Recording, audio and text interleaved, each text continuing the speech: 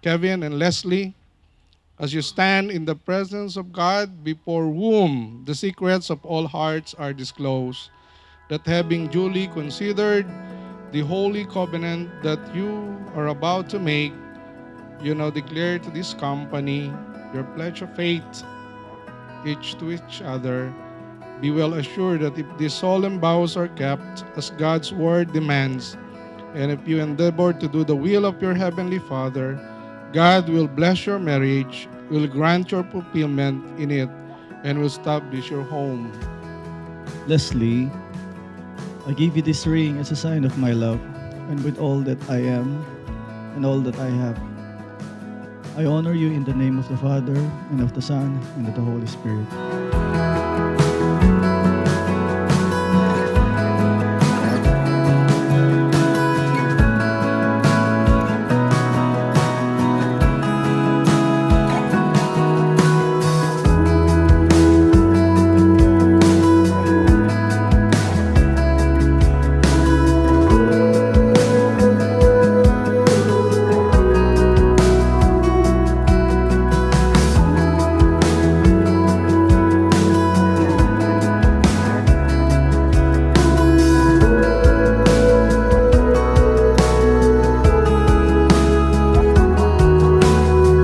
Kevin, I give you this ring as a sign of my love, and with all that I am and all that I have, I honor you in the name of the Father, and of the Son, and of the Holy Spirit.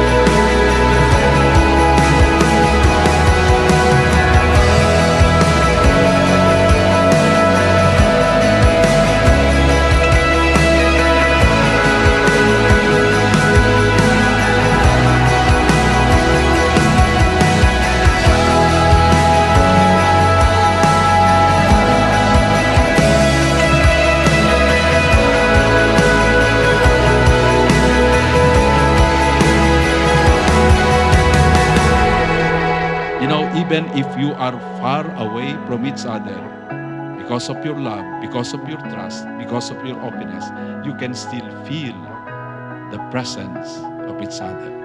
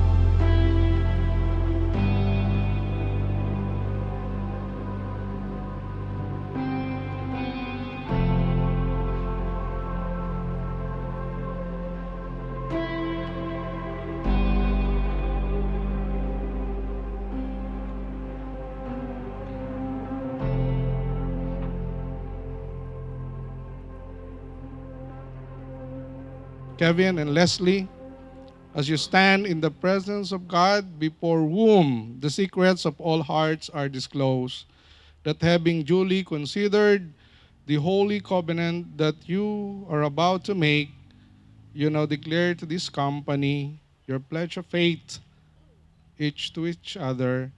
Be well assured that if these solemn vows are kept, as God's word demands, and if you endeavor to do the will of your heavenly Father, God will bless your marriage, will grant your fulfillment in it, and will establish your home in peace.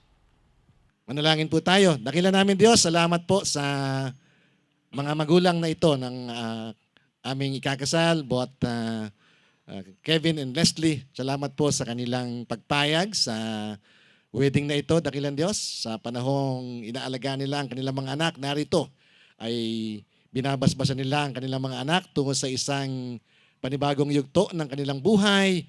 At salamat po sa kanilang mga pangangalaga, salamat sa kanilang pagmamahal, at salamat sa kanilang pagpapala na patuloy pong ibinibigay sa aming mga kapatid, Leslie and Kevin. Ito po yung aming panalangin sa pangalan ng aming Panginoong si Jesus. Amen. Amen. Maraming salamat po. Yan, sa aming mga magulang.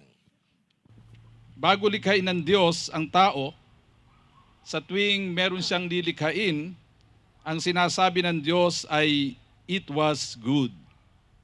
But for the first time, God mentioned the words, not good. And sabi sa Bible, sabi ng Diyos, it is not good for man to be alone. So man and woman need companionship and cannot survive alone. Adam cannot survive alone. And to solve this problem, God performed the first ever wedding in human history. So Adam and Eve's wedding, which was recorded in Genesis chapter 2, verses 20-24, describe the nature of Christian marriage as God designed it to be. A God-ordained marriage has the following characteristics. At nais kong inyong pakinggan itong mabuti, Kevin and Leslie, because this will guide you in your marriage. Today is your wedding. It is only a one-day event, but your marriage will last forever.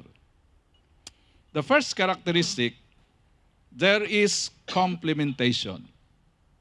In God-ordained marriage, each one completes the other. And sabi doon sa Genesis 2:18, I will make a helper suitable for him. Dito nagkaroon ng maraming problema at pinagsimula ng maraming problema nang hindi maging tama ang pagkaunawa ng tao doon sa salitang helper. Kasi ang sabi ng Diyos, I will make a helper suitable for him. Merong magkaibigan na sabi niya doon sa kanyang kaibigan na gusto ng mag-asawa, ano ba ang hinahanap mo sa babae? Sabi nung kaibigan niya, simple lang naman. Basta't mahusay magluto, magaling maglabat, mamalansya, mahusay maglinis ng bahay. Ayan, sabi nung kaibigan niya, katulong yata hinahanap mo at hindi asawa. So yun ang naging problema. Akala nung iba, yung suitable helper ay katulong. Yung suitable helper, anong ibig sabihin nun? Anong ibig sabihin ng Diyos doon? Ano? You know, the best translation of suitable helper is this. Helper matching him. Kaya natagpuan ni Adan yung kanyang kamats sa pamagitan ni Eva. Alam nyo, ang ginawa ng Diyos ay humanap pa siya ng makakapartner ni Adan nilapit niya halimbawa yung elepante. O Adan, pwede na ba sa iyo yan? Elepante, sabi ni Adan, napakalaki naman yan. Ayoko niyan. So sumunod, ay hinarap sa kanya ng Diyos ang isang rabbit. O yan, maliit na. Ayaw din ni Adan. So wala siyang nakatagpong match. Kaya napilitan ng Diyos na likhain si Eva. Kaya kay Eva, natagpuan niya ang kanyang katapat. So Kevin, sa pamagitan ni Leslie, natagpuan mo yung katapat. Leslie, ganun ka din. Natagpuan mo ang katapat mo sa pamagitan ni Kevin. Ang ibig pong sabihin ng suitable helper is one who completes. Wow! Ang lalim nun, Kevin at Leslie. Ibig sabihin, naging kumpleto ka ngayon dahil kay Leslie. At Leslie, naging kumpleto ka dahil kay Kevin. At ito ay totoo sa lahat ng mga may asawang naririto. Dahil sa asawa natin, naging kumpleto tayo. Kaya kung wala yung asawa natin matapos tayong ikasal na katulad ng ginagawa natin sa kanilang dalawa, ang mangyayari po sa atin, tayo ay kulang-kulang. Sabihin mo sa asawa mo, kung katabi mo, kung wala ka pala, kulang-kulang ako. Second, it is permanent. A God-ordained marriage is built to last for a lifetime. When a God-ordained marriage is destroyed, both the husband and wife are destroyed. Kaya ito pong pinapasukan ninyo, Kevin at Leslie, ay wala na itong iwanan. Sabihin nyo sa isa't isa, wala pala itong iwanan. Ayan. Wala na itong iwanan. This is forever. Till death do you part. Hindi yung, kasi ngayon merong mga nagsasabi na pag kinakasal, till annulment do us part. Hindi ganon. Till death do you part.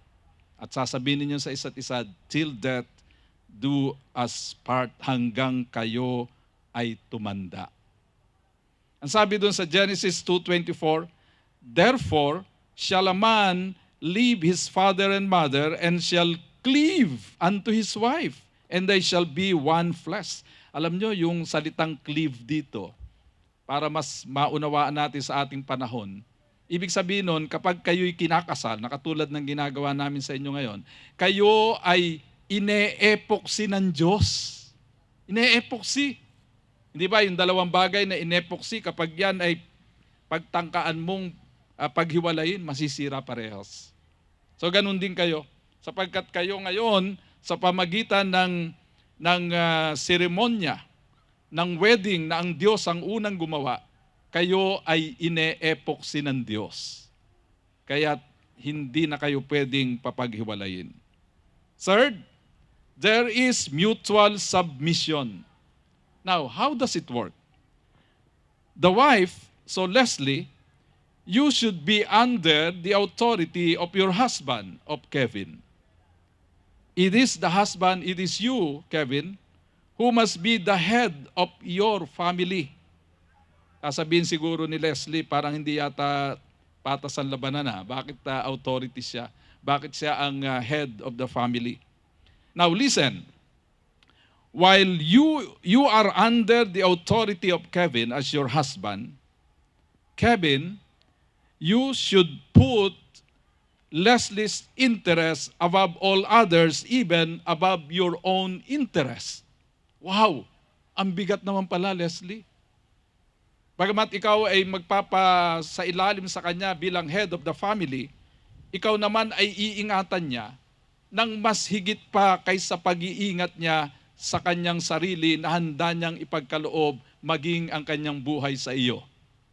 O ngayon, patas na? Patas na, mas matindi nga, no? Sabi po doon sa Ephesians 5:22, wives, submit to your husbands as to the Lord. O, hindi natutuwa ang mga lalaki doon. Oh, you submit to me, ha? Okay, yun ang sabi sa Ephesians 5:22. Pero bago 22, ano yung una? 21, right? Ephesians 5:21, ganito sabi. Listen carefully. Submit to one another out of reverence for Christ. Yung pananampalataya ninyo at paggalang sa Diyos ay ipakikita ninyo sa pamagitan ng inyong submission to each other. Fourth, there is only one Eve for Adam. A God-ordained marriage is a one-on-one ratio, meaning marital fidelity should be observed at all times. So ang kinasal ng Diyos ay si Adan at si Eva at si Adan. So walang third party. Kailangan kayo ay maging tapat sa isa't isa habang kayo ay nabubuhay. Ang sabi po sa Bible ay love one another. Huwag niyong baliktarin. Yung iba ginagawang love another one. Hindi pwede yon. Love one another, love each other. Ang ibig sabihin nito, ipagmamalaki ninyo ang isa't isa. Kahit kayo'y tumanda na. Ipagmamalaki mo, Kevin, si Leslie na siyang iyong Miss Universe ng buhay mo. At ikaw naman, Leslie, siyang Mr. Universe ng buhay mo. Kung ano yung magaganda ninyong katangian ngayon, kailangan yan ay pananatilihin ninyo hanggang sa kayo ay tumanda. Di ba? Anong nagustuhan mo kay Kevin? Number 1. Mapagmahal sa parents, hindi sa'yo. So, ibig sabihin nun, nagustuhan niya yon, Kevin, ay pananatilihin mo yon. Ha? Hindi mo aawayin yung parents mo at parents niya.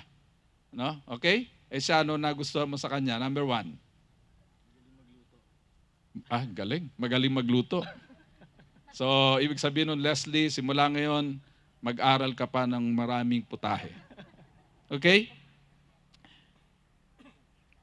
Isa pa, ang ikinasal ng Diyos ay isang Adan at Eva at hindi isang Adan at Adan o isang Eva at Eva. Ngayon ay marami ng bansa ang nagsasagawa ng tinatawag na same-sex marriage. Tayo ay nagpupuri sa Panginoon sapagkat ang ikinakasal namin ay isang lalaki at isang babae. Ikalima, and this is the last, there is complete trust and openness. Sabi doon sa verse 25, the man and his wife were both naked and they felt no shame. For me, it means complete trust and openness to each other. Simula ngayon, wala na kayong sikreto sa isa't isa. Kevin, yung cellphone mo pwede nang basahin ni Leslie ang mga messages na tinatanggap mo. Leslie, ganun ka rin. Wala nang sekretuhan. Huwag mo naman gagawin, Kevin, na bago dumating ng bahay ay i-delete mo. So, kailangan maging kumpleto ang inyong openness, ang inyong trust sa isa't isa, sapagkat yun ang anchor ng inyong pagsasama bilang mag-asawa. And you must always be able to feel each other's presence all the time. Tatapusin ko itong aking message. Merong minsan nagmasahe sa akin, bulag na masahista. Lalaki, bulag. Sabi ko, ikaw ba ay may asawa? Meron po, sabi niya. Ano ang asawa mo? Babae po. Hindi yan ang ibig ko sabihin. Bulag din ba asawa mo? Sabi niya, bulag din po. Bulag pareho silang bulag. Sabi ko, ilang taon na kayo mag-asawa? Sabi niya, 10 taon na po. Ako'y nagbiro, sabi ko, isipin mo yan, 10 taon na kayong mag-asawa, hindi pa kayo nagkikita. Hindi magkikita yun, bulag Alam nyo, meron siyang sinabi na talagang napakalalim. Sabi niya, opo, hindi nga kami nagkikita, ngunit nadarama namin ang presensya ng bawat isa araw-araw. Pwede palang magkita mag-asawa nang hindi nadarama ang presensya ng bawat isa. You know, even if you are far away from each other, because of your love, because of your trust, because of your openness, you can still feel the presence of each other. May God bless you forever. In the name of the Father, and of the Son, and of the Holy Spirit. Amen. Leslie,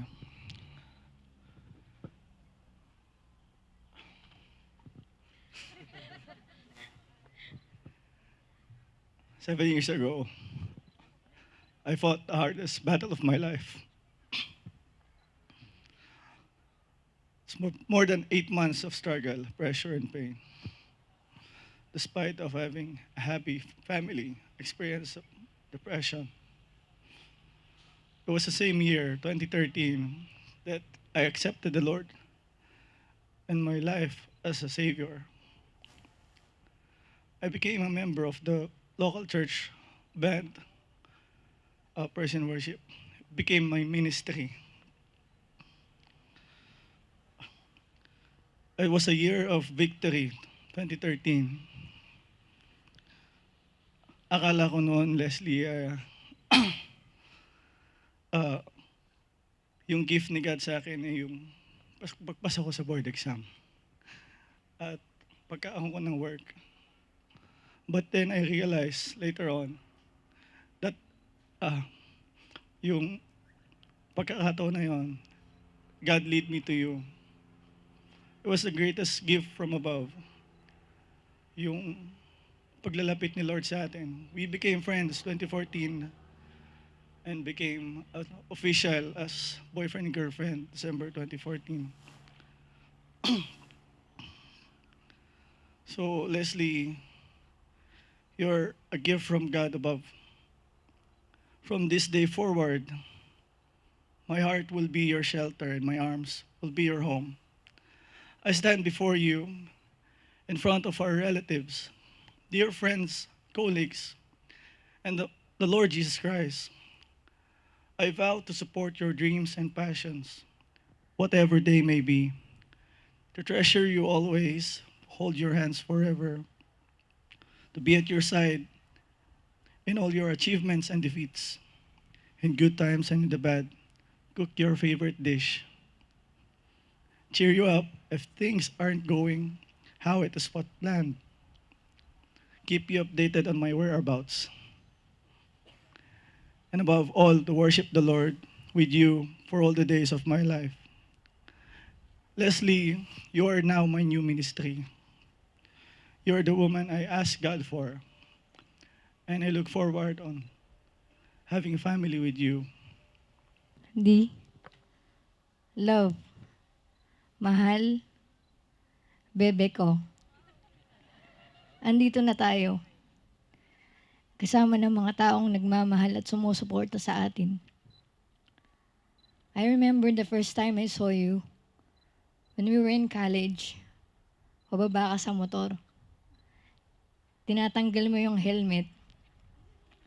Kala ko sa movie lang nangyayari yun. Pero totoo pala, nag-slow motion ang buong paligid. Literally huminto yung oras. And from that day, God knows what is my prayer. Bigyan ako ng future partner na sabay naming pupurihin ng Diyos at palalaki ng mga anak namin na iisa ang prinsipyo. The Lord is really faithful. He blessed me with a man with a big heart. Big heart kasi He always saying to me na kahit gaano pa kasama ang isang tao, hanapin mo pa rin yung mabuti sa kanya. I know kung paano ka nagsikap para matulungan mo yung pamilya mo.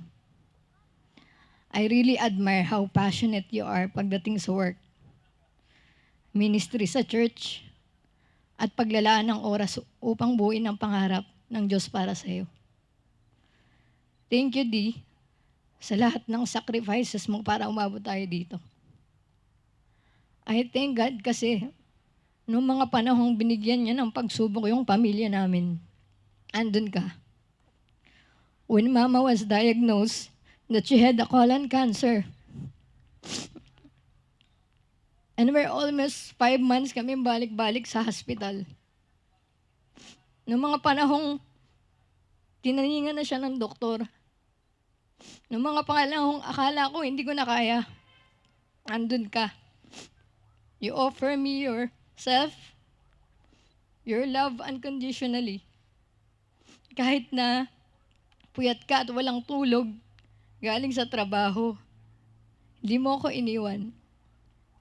Ikaw ang biyaya sa akin ng Diyos. He turns everything impossible to possible. And from now on, I promise before our families and friends to be your faithful wife. I vow to love you when life is peaceful and painful. I vow to love you for who you are and for who you are to become. I vow to be patient and to remember the things between us are rooted in love. I promise to be your number one supporter, to help you to reach your dreams. I love you for the part of me that you're bringing out, especially when I feel down. I promise to be your best cook, so that you will never find another restaurant but always excited to go home. This is it. God, unite us as one. New chapter in our life, tulad ng isang libro. Bawat kabanata ay hindi natin malalaman ang istorya, kung maganda o pangit, masaya o malungkot, hanggang sa matyaga at buong puso nating uunawain ang bawat kabanata nito. Pagsasaluhan natin ang ating pagmamahalan at magbibigayan tayo. Ngayon, bukas, araw-araw kitang pipiliin at mamahalin. I love you, mahal ko. Leslie, I give you this ring as a sign of my love, and with all that I am and all that I have, I honor you in the name of the Father, and of the Son, and of the Holy Spirit. Kevin, I give you this ring as a sign of my love, and with all that I am and all that I have, I honor you in the name of the Father, and of the Son, and of the Holy Spirit. We receive these coins and affirm our commitment to responsible stewardship of the rich blessings that God has given.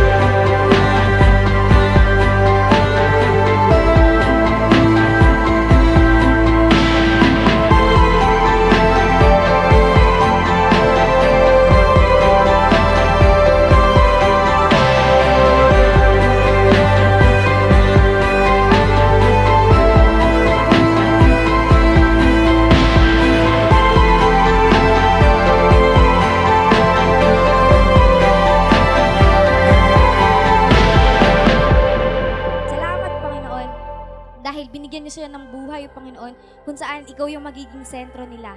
Salamat, Panginoon, dahil sa patuloy na pagbibigay mo ng suporta, hindi lamang sa kanila, Panginoon, kundi sa mga taong makakasalamuha nila, sa parents, Panginoon, sa mga kamag-anak, sa kaibigan, Panginoon, maging sa mga katrabaho. San man sila dalhin, Panginoon, ng kanilang mga paa. Ikaw yung ibibig kasi nila, Panginoon. Pangalan mo ang isisigaw nila. Dahil, Panginoon, kung wala ikaw, Panginoon, sa buhay nila, wala, Panginoon, yung night na to, Panginoon. Salamat dahil patuloy na binibless mo, Panginoon, yung mga tao, Panginoon, nandito, Panginoon, na nakaririnig, Panginoon, ng mga salita mo. Salamat, Panginoon, sa pagkain to, Panginoon, na aming pagsasalaw-saluhan. Ikaw, Panginoon, yung pinasasalamatan namin. Salamat dahil kami mabubusog, Panginoon, at salamat, Panginoon, dahil uuwi kami, Panginoon, ng may ngiti sa aming mga labi, na maingat, Panginoon, na makakatulog ng masaya dahil nasaksihan namin, Panginoon, ang pinakamagandang pangyayari sa gabing ito, ang kasal na ni Ate at ni Kuya Kevin. Kaya ikaw, pagpupurihan namin, Panginoon, pinasasalamatan namin. Nawa, Panginoon, lahat ng mangyari ngayong gabi ay maging maganda. Ito po ang aming dalangin sa pangalan ni Jesus. Amen. Amen. Nakikita ko si Leslie na kabuhang kamukha talaga ng nanay niya, ni Tekbong. Yung tawag ko si Ate Tess. Inaalagaan ko po siya lagi. Talagang ako yung ninong niya. Ganon. At sinasabi ko sa kanya na talagang, anak, Le, mahirap lang tayo. Sabi ko sa kanya. Nakikita ko, bibo siya. Nakatira lang po kami sa Kalumpit. Doon lang po kami sa may diki. Mahirap lang po kami. Sabi ko kay Lele, Le, kailangan mag-aral ka. Dahil wala talagang edukasyon lang ang magbibigay sa'yo ng magandang buhay. Time po na napunta sa Guam, ang tatay ko, kasama po yung aming kapatid, yung aming pong ate. Umiyak po si Tatay Pedro. Sabi niya sa akin, Momon, alagaan mo si Lele ko. Kaya mula noon, talaga pong alaga ko siya. At nakita ko talaga, dahil napakagad ng bata, kita niyo naman po, napakagad ng bata. Tapos po, medyo may pagka-boyish po yan. Lahat po doon sa Kalumpit, sa Central, lahat po, mga kaaway yan. Kayang-kaya niyang kaawayin. Dahil matapang. Oo. Ang tawag nga po niya, di ba, ang apelido namin, Baltasar. Tapos doon, kay Kuya Ben, Butak. Akala po nung mamin sa Central, sa Kalumpit, Babutak. Ay, pangalan niya ka, napakatapang ka ng butak. Sabi raw. Kaya nga po, bibo yung bata, tapos ayaw ko siya magkaroon kagad ng boyfriend. Takot na takot po siya sa akin. Dahil nga medyo may itsura, gusto ko magka-boyfriend lagi yan. Tapos pag nalaman ko may boyfriend siya, natatakot siya. Kaya simula noon, hindi siya nagbo-boyfriend. Mag-aral muna siya. Kaya po, nung nakilala ko naman na may boyfriend siya, sinabi sa akin, Ninong, may boyfriend na po ako. Pinakilala po ako kay Kevin. Sabi, nakita ko may itsura yung bata. Sabi ko, kami po, talaga mga buwisit, lalo na yung mga butak na yan, yung mga kuha na yan, si Bianca. Naku, napaka-buwisit po niyang batang yan. Talagang ayaw niya pag, halimbawa, itsura. Siyempre, nakita niya may itsura yung atin niya. Kailangan hindi niya basta-basta sasagutin. Nung nakita ko po itong si Kevin, tapos unang-una, taga Bulacan din naman, very good, sabi ko. At tapos nga po, yung pinakamasayang part nun sa buhay namin, nung nag-engineer po siya. Tuwan-tuwa po yung tatay namin. Sumisigaw po yung tatay namin. Sabi niya, sa wakas, nagkaroon na ako ng engineer. Happy po ng Tatay Pedro. Kaya po, ngayon, kasal na to, Ito lang po ang kanya pang iaalay sa iyo, Kevin. Pag yung kasal, pinabali-baliktad mo yan, pwede maging sakal. Pag sakal, pwede kayong magkaroon ng aklas. Pag nagka-aklas-aklas kayo, naku, Diyos ko po, Panginoon ko, baka naman magkaroon kayo ng kalas. Huwag kayong magkakalas. At syempre, mga Christian naman kayo, hindi naman kayo satagas ng mga alaks. Alaks ay mga inuman. Syempre, hindi nyo gagawin yan. At syempre, ang kasal din ay isang askal. Kita nyo naman po yung askal. Yung aso, papalit-palit kung kani-kanino. Pero unang-una, ang maaalay ko sa inyo mga anak, Kevin, Leslie, ang inyong kasal ay maging lakas. Lakas sa Diyos. Maraming salamat sa inyo. Wish you best wishes sa inyong dalawa. Sana sa pagsasama nyo ay laging magbigayan kayo, give and take lang, lagi. At saka ilagay nyo sa gitna ang ating mahal na Panginoon para laging may gumagabay sa inyong pagsasama. Siguradong okay. Hanggang forever, magsasama kayo. Nagpapasalamat din po ako sa aking mga kapatid na nag-effort, lahat sila nandito. Saka sa mga ninong at ninang, mga tita ko at mga pinsang ko na nandito. Ang masasabi ko lang po kay Leslie, dapat give and take. Give and take. Dapat may trust, ay may tiwala kayo sa isa't isa. Huwag kayong mag-aaway. Dahil mahirap kasi natural lang sa mag-asawa nag-aaway. Yun nga, wag kayong huwag yung pababayaan ang yung pagkaroon kayo ng anak. Dapat disiplinahin lang ninyo. Yun lang po. Maraming salamat po. Napakaganda ng homily. One of the best wedding I attend. Napakaganda po. Leslie, hindi ko inaasahan na itong okasyon na to malaki. Akala ko simple lang. Hindi sana ako uuwi.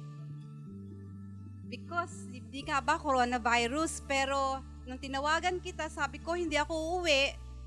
Parang nalungkot ka. Ang Tito Sam mo, ang sabi niya, wag na lang. Pero sa boses mo, I can feel na ang lungkot-lungkot mo. Ang masasabi ko po kay Leslie, napakabait na bata po niyan.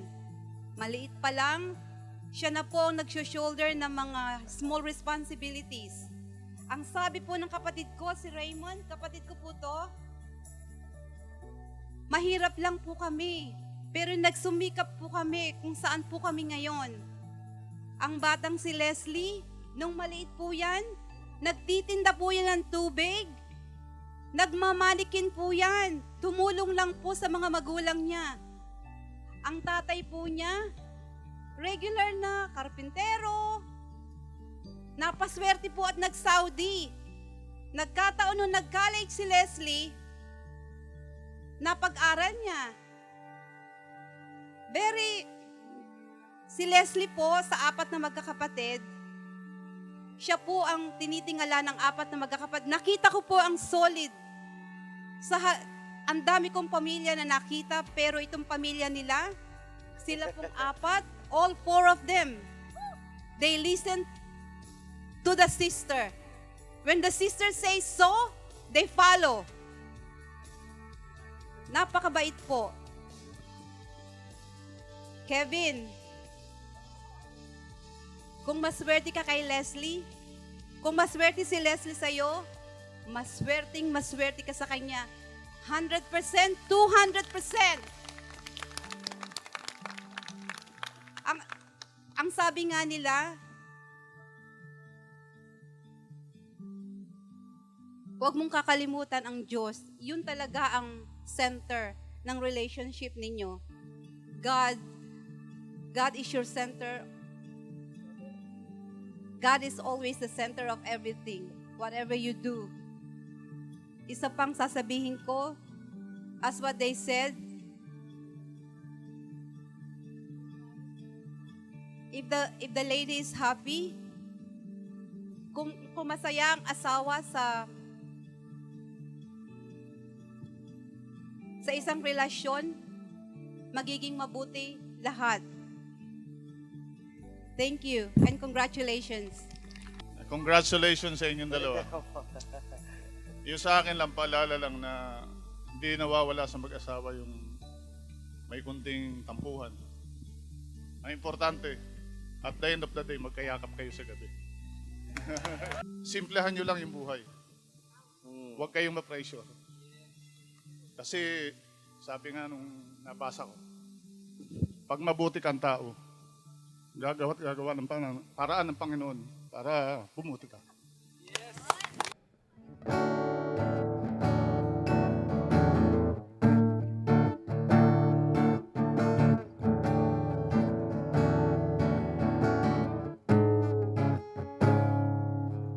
Matagal-tagal din na wala ng gana, pinapagusta nakaraan. Lagi na lang matigas ang loob, sabik na may maramdaman. Di ka man bago sa paningin, palihim kang nasa yakap kong lamig. Sa bawat pagtago, di mapigilan ang bigkas ng Alright, join Andre, come on guys! sigot sa tanong kung bakit ka mahalaga. Walang babantay sa'yo, walang sagot sa tanong kung bakit ka mahalaga. Babantay sa'yo, sino man sila.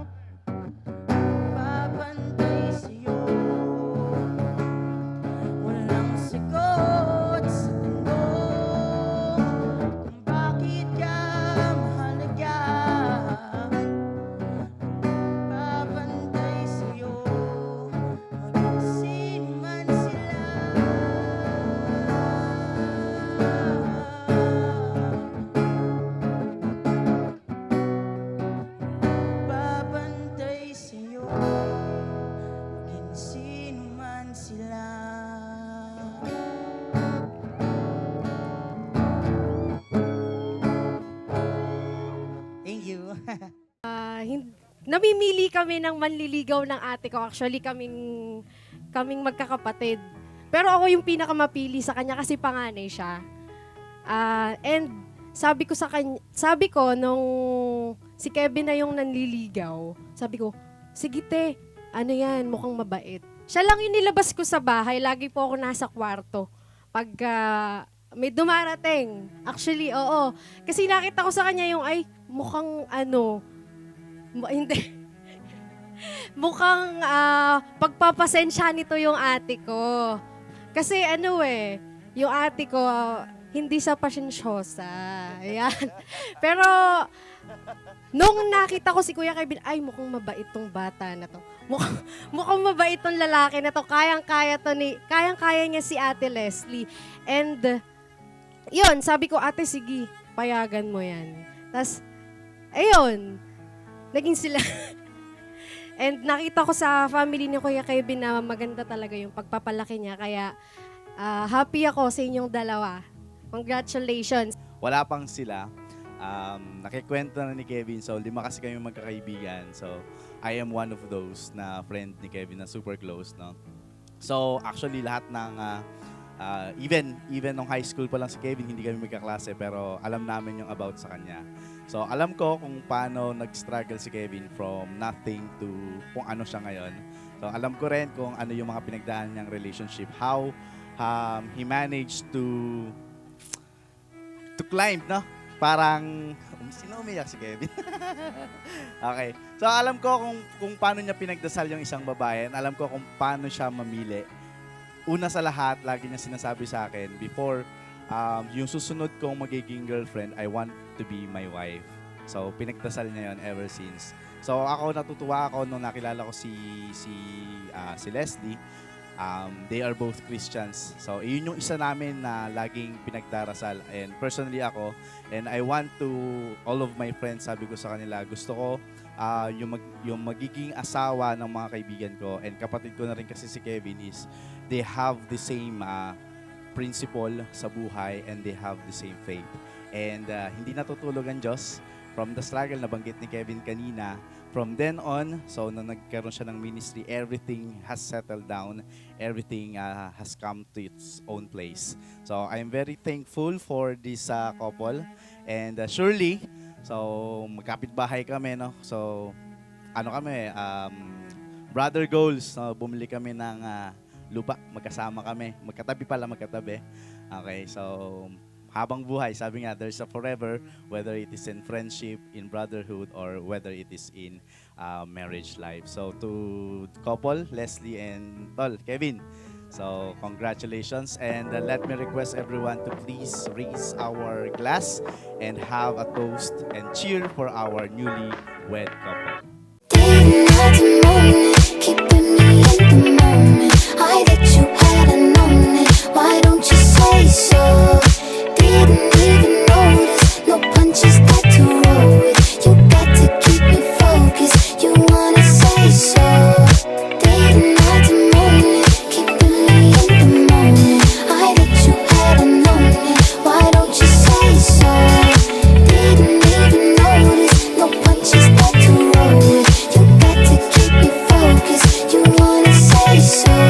It's been a long time since you feeling alive. Then we coming at yourself. Then we really think yourself. Tell me what must I do to live my life? 'Cause luckily I'm good at reading. I wouldn't bug him and he won't stop cheesing. Maraming salamat po sa mga pamilya namin, mga kaibigan, mga ninong at ninang, at mga nagsadya pa talaga from abroad. From Guam, from Sacramento, from Canada, from Japan. Sabi nga nila, international daw yung mga bisita namin. Kaya napaka-blessed namin dahil nag-effort kayo na samahan kami sa pinakamahalagang parte ng buhay namin.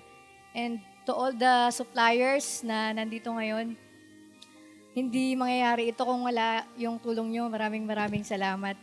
At hope na mabusog kayo sa mga inihanda namin pagkain. Yun lamang po at maraming salamat. Good evening. Sabi nga ni Tita, unang-unang bagay. Salamat sa Panginoon. Hindi mangyayari itong sa amin ni Leslie, itong araw na to, kung hindi dahil kay Lord. Kung isipin yung relationship namin, yung 5 years na yan, hindi puro saya, hindi puro nakita yun sa picture, puro happy moments. Siyempre, madaming iyakan, madaming away moments, hindi pagkakaintindihan. Pero, yun nga, sabi ni Irpat, at the end of the day, still manage na magkaayos kaming dalawa. Kahit mahirap, ay ganun din sa after marriage life.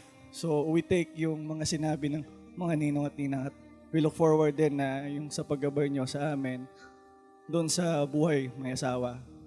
And syempre, sa aming mga magulang, pasensya na, minamalat ako, napuyat ako kahapon. Sa aming mga magulang, maraming salamat po sa lahat ng suporta. Mula nung mag-decide kami ni Leslie, mamanhikan kami, alam ko nakasuporta kayo sa amin sa lahat ng desisyon namin. At sa mga family namin, sa mga katrabaho namin na nandito, maraming salamat. Hindi sapat yung salitang salamat para yung gusto namin parating sa inyo. So hopefully ma-enjoy natin yung the rest of the night. So thank you very much. At hindi mapaliwanag ang nangyari sa akin.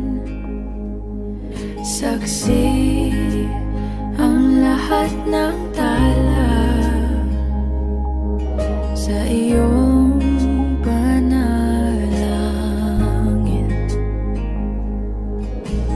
Paano nasagot lahat ng bakit? Di makapaniwala sa nangyari. Paano mo naitamang tadhana nung nakita kita sa tagpuan ni Bathala? May kinang sa mata na di maintindihan. Tumingin kung saan sinubukan kong lumisan at tumigil ang mundo nung ako'y ituro mo.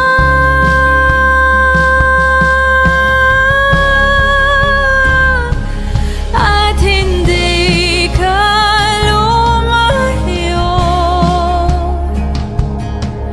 nung ako yung sumusuko at nagbago ang mundo nung ako'y pinag